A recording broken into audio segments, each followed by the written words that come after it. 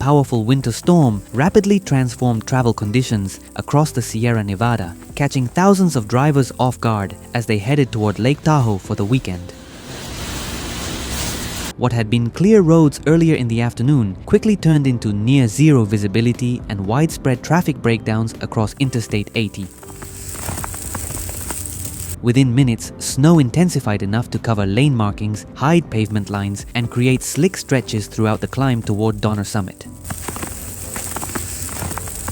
Early reports highlighted multiple spinouts, sudden braking on icy patches, and vehicles losing control while ascending toward higher elevations.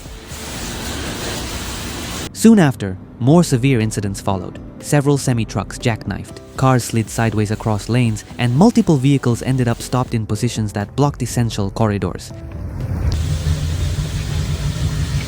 These disruptions triggered the progressive shutdown of Interstate 80, forcing long backups across both directions. Donner Summit became one of the hardest hit sections. Visibility dropped to almost nothing as strong winds pushed snow horizontally across the roadway.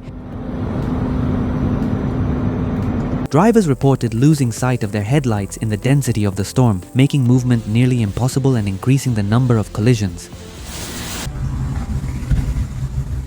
Even after closures were announced, hundreds of vehicles remained trapped between control points.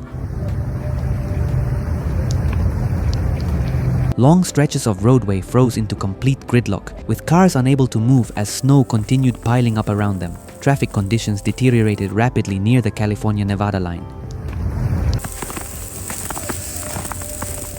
Highway 50, the most common alternative route, faced similar problems.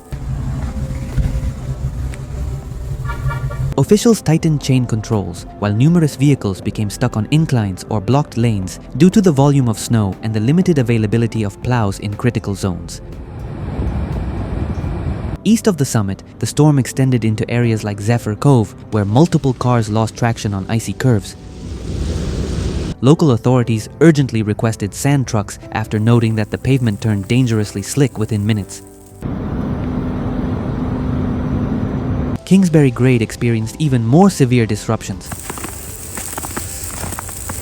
Drivers without chains were unable to continue uphill, several vehicles slid backward, and others were temporarily abandoned due to unsafe conditions. The steep grade combined with rapid accumulation made both ascending and descending hazardous. In the Carson Valley, conditions shifted suddenly from rain to heavy snow. Pavement became fully coated, visibility dropped sharply, and travel times increased dramatically as traffic slowed around earlier spinouts and stalled vehicles. Officials received numerous calls about stranded drivers, disabled engines, and blocked shoulders caused by motorists attempting to bypass stalled traffic. Many of these attempts resulted in additional lane obstructions. Strong winds added another layer of danger across western Nevada and eastern California.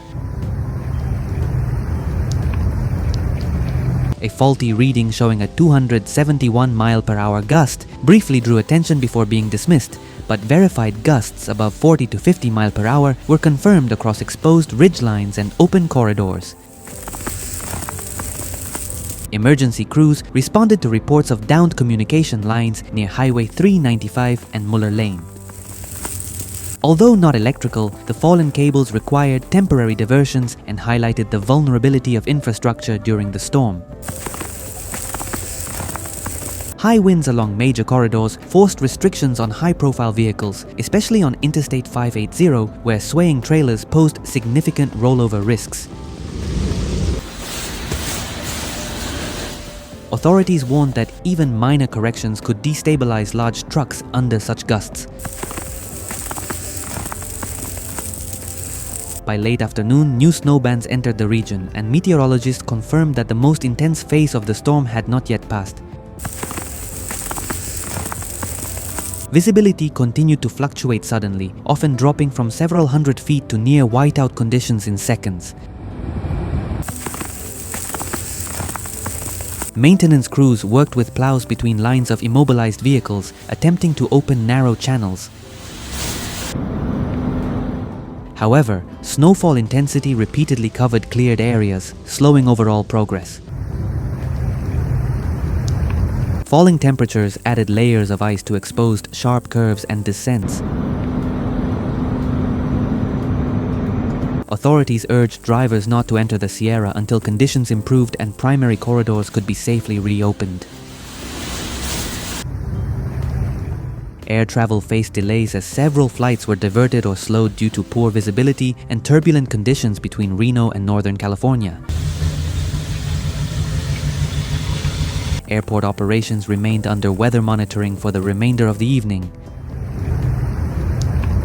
By nightfall, multiple corridors remained blocked, hundreds of vehicles were immobilized, and crews continued working to restore access.